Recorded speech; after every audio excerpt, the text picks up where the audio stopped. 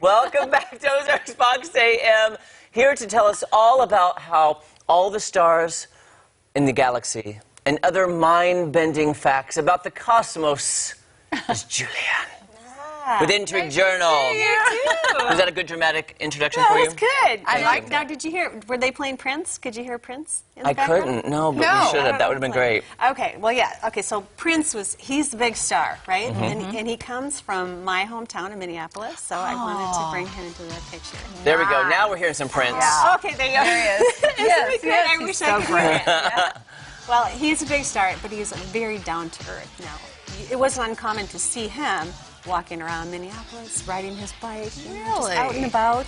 In fact, at bar close, when you were clubbing back in the 90s, he would come, or his people would come. They would recruit people to go to Casey Park afterwards and listen to him play for hours. Really? Yeah. He's that passionate about it. He had a stage, he had a table set up with linen cloths, and he would play for hours and hours, and then he would go through and ask everybody how they enjoyed it. What song did you like? So this song? cool. This part of the song? Yeah, he really liked guy. that interactive, creative process. Anyway, so Prince is a star. George Clooney's a star. Julia Roberts is a star. Jeremy's a star. Yes. You're a star. Oh, I'm a star. thanks. You're a star.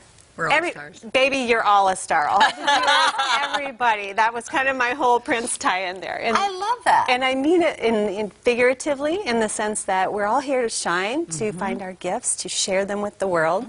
And also, literally, we are made of stardust. We are? Seriously? We are. By some quirk of nature, stars generate all of the raw material for life. Wow, interesting. It happens in the core. So we've got a slide that kind of shows the next one here. Let's see it. Inside the core, it produces oxygen, carbon, nitrogen, all of the things that are in our bodies, all of the things that are in earth, in the soil, where we grow the food. So they're in our food, they're in the scone you had this morning, everywhere. Everything is stellar, right? Okay, yes. Wow. So how does it get from stars into space? Well, what happens is the stars are a lot like us. They have a cycle of life, so it comes to an end.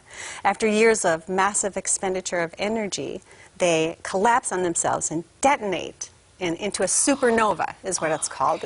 It's actually pretty beautiful. It is. It's this gigantic explosion, and it releases all of this gas into the atmosphere, as well as all of the elements that it created in the stars. So with each star death, especially the early ones, you had extra elements. It sort of changed the makeup of the universe. So now inside the nova, the gases will mingle. The gravity and centrifugal force will cause things to heat up, stars will form, and you also have some pockets pinching off and forming solar systems. And in the solar system, they take with them the elements that were formed. So like us, our solar system, our star is the sun. Right. It is, you could fit 1.3 million Earths inside of the sun. It's mostly the nuclear fusion that's happening is it's fusing hydrogen into helium. Mostly that's how it gets the energy. Now it's massive, so massive that it actually takes up 99.8% of our solar system. So when you combine all of the planets, the asteroids, all the things we can see, it's 99.8% of that. It's just huge, and yet it's still considered a dwarf star in comparison to other ones. Yes. There are at least 7 other varieties that are bigger, much bigger than Don't you feel small when you think of this exactly, in the scheme of things? Yes, and that's kind of like why I wanted to bring this on, and we're going to keep panning out here. Now we're going to go out to the outer solar system. It's called the heliosphere. And it's actually, you see our sun in the center. The heliosphere is a protective bubble. It's created by the sun that protects us. It shields our tiny planetary community from the possible, potential harmful radiation in space. So the sun, though they say can be harmful to you, it also protects us in a sense. Interesting. So, That is very cool. Now, a little refresher, of course, the distance between Earth to the edge of the solar system. If you guys remember, we talked about this before with Voyager 1 and 2. They were traveling at 11 miles per second, and it took them 35 years and 41 years, respectively, to reach the edge of just our solar system. Wow! That is mind-boggling. It is mind-boggling. Phew. Okay, so I have some more brain-popping facts to share with you as we watch this next video.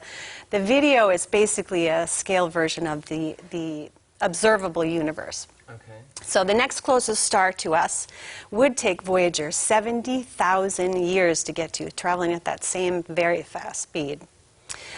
Just another star, like another sun. Just the next closest, yes, like a sun.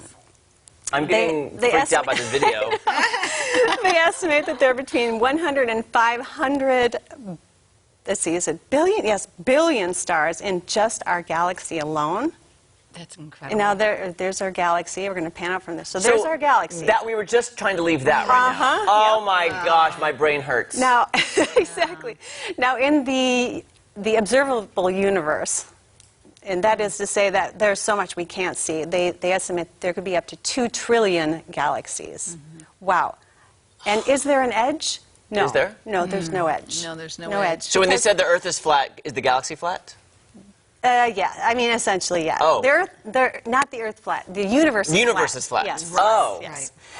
So, and there we are. That's the observable universe. You can see what's beyond that. Who knows? Yeah, well, I was just saying, what's right over here in this Yes, area? we can't see it. You know, we do know that from Earth, and we can go back to that other one. Keep on that one. I'll keep talking about that one. This one or the next one?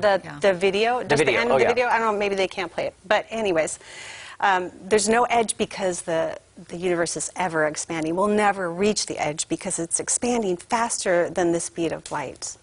But how does it expand and where does it expand to? Because I don't understand. Like, I can't. That's a question that can't be I know. Oh, we my brain. we can't process it. Yes. One other thing I wanted to share with you, and that is all of the stars, all of the galaxies, all the planets we see only make up 4% of the universe. The other 96% we can't see, we can't comprehend.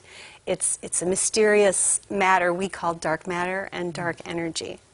Wow. And it totally eludes us. But we know it's there because it has a gravitational influence. So isn't that fascinating, astonishing that there's so much we don't know? So now let me ask you this. Okay. Do you need a Tylenol? Yeah. Yeah, you kind of do. I'm telling you, when I try to think about, like, eternity, and when I try to think about the solar system, it really does. My mind goes into this loop of I can't comprehend it, and it hurts my head. Yeah, I it know does. it. It does. It's fascinating. It really makes you put things into perspective, though, and know what's important and what's not important, and appreciate every day and shine. And Shine. Thank you, Julian. That was beautiful. And I love it. Now our heads hurt, but let's eat. And Yeah. Hey, can you stick around to eat with us? Do you want to try our chicken cordon bleu? I would love to. Okay, It okay. came from the stars, right? It did. We will be back to eat this delicious meal when we come back. Yes, our chicken was from the stars, so Exactly. Yes. it's perfect.